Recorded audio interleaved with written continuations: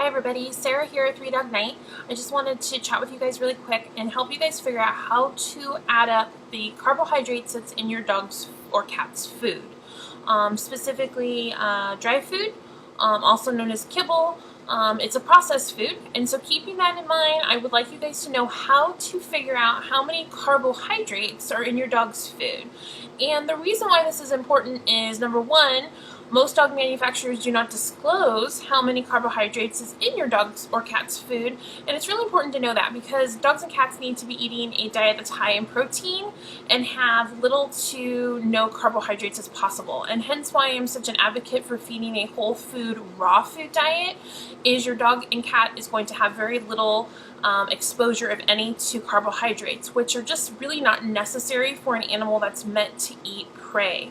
So with that in mind, how to figure out how many carbohydrates is in your dog's food is you'll need to add up 4 different things. You'll need to add up how much protein is in your dog's food, and then how much fat, how much moisture, and how much ash. So add up the protein, the fat, the moisture, and the ash, and then subtract that number by 100.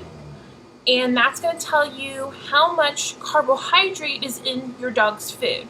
So if you get a number, let's say 45 or 68 or 52, that means that 52% of that food is in fact carbohydrate.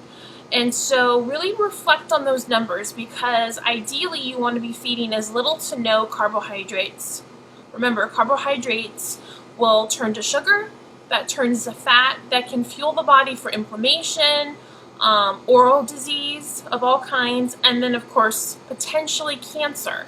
And I know we hate using the big C word, but it's something that we really need to keep in mind. What we're fueling our dog or cat's body with is going to play a huge role in their overall health, and we could either potentially fuel them for health or potentially fuel them for disease.